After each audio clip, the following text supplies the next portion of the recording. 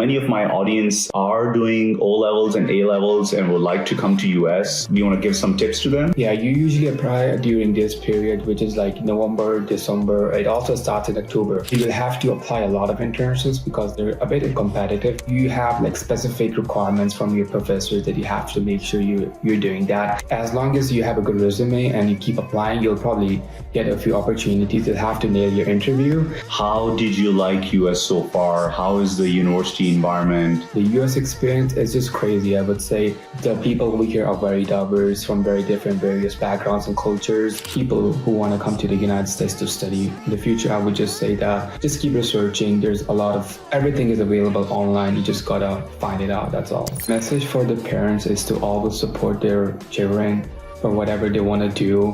Hello everyone, this is Wasim Haider and I am a professor of Mechanical and Materials Engineering at Central Michigan University. Today I have a very special guest with me, so let's talk to him. Hello, my name is Saad. I grew up in Oman and I'm a junior majoring in electrical engineering at Michigan State University, and I'm originally from Pakistan.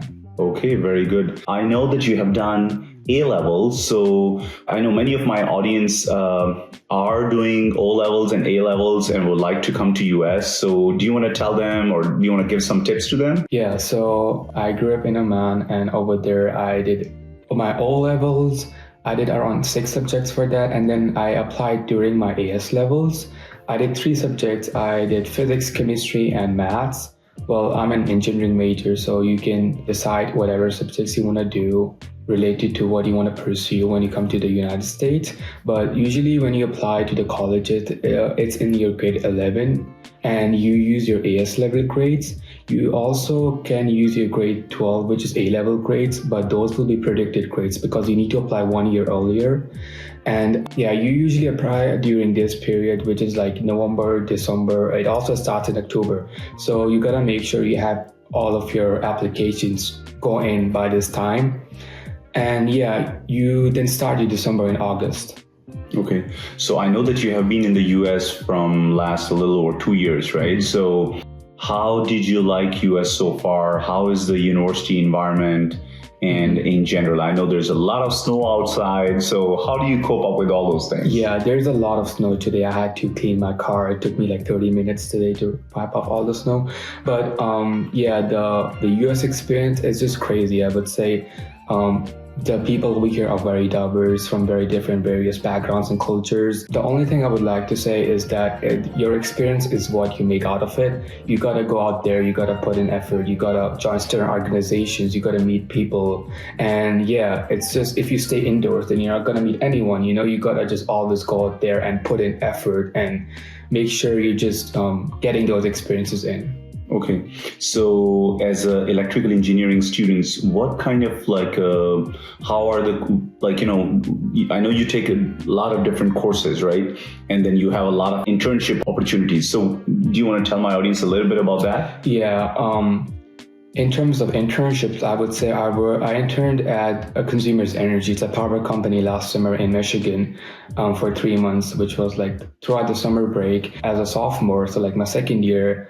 For internships, I would say you'll have to apply a lot of internships because they're a bit competitive, but as long as you have a good resume and you keep applying, you'll probably get a few opportunities. You'll have to nail your interview. That's basically it. I'm doing like multiple interviews right now with other companies too. For example, Ford in Detroit. And I'm also gonna be interning at a power company in Ohio next semester. So I'm looking forward to that. But my advice is just keep applying, just putting in the effort and just keep trying basically.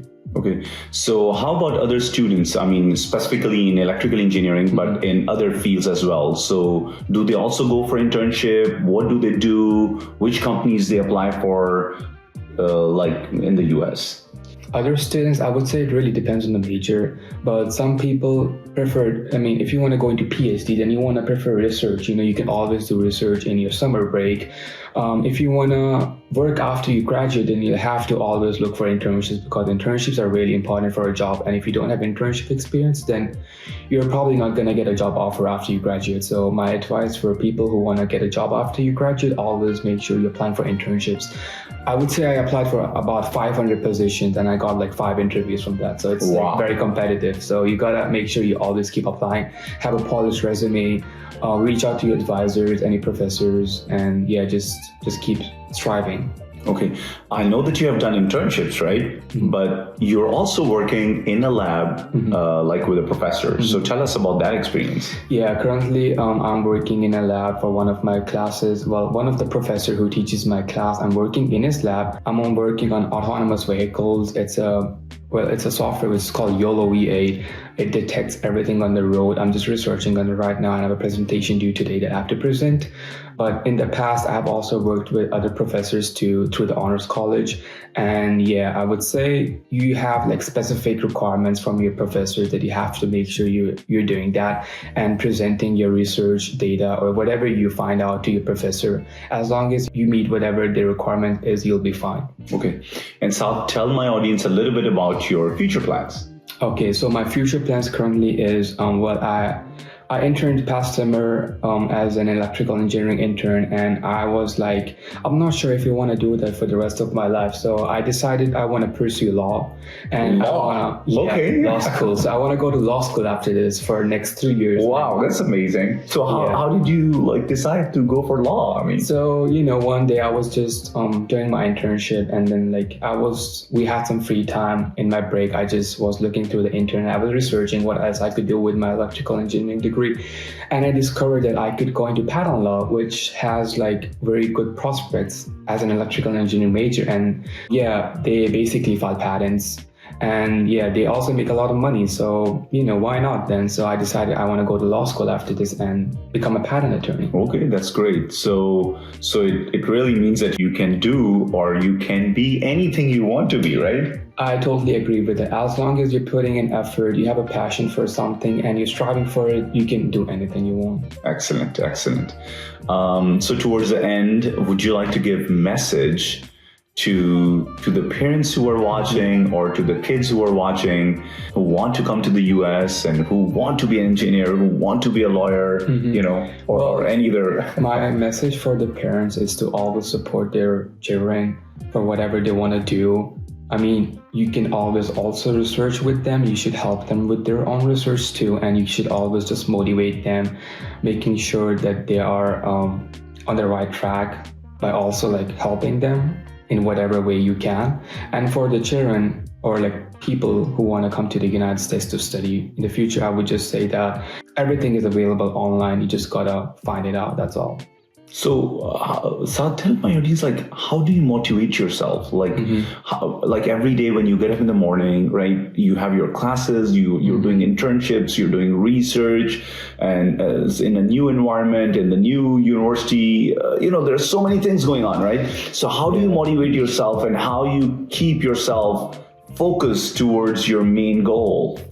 Well, that's a very heavy question, I would say, but I can just try my best to answer it. I would say the way I motivate myself is just to, there's a reason I came to the United States for, and it's not that easy. I've been through a lot of struggles, and obviously the struggles behind my parents, they are the biggest motivators for me. I just gotta make sure I do good for them and my family and my siblings, and also for myself too. So that's the main focus over there. Other than that, also just make sure you balance everything. Balance is key. You gotta make sure you are working out, you go for runs, you balance everything. It's not always just studying. But yeah, that's very important too. Well, thank you very much. I really appreciate your time. Thank you so much. And we wish you the very best, and hopefully we'll see you as a lawyer one day. Hopefully. Okay. Thank you so much. Well, thank you very much. Have a great day. Bye.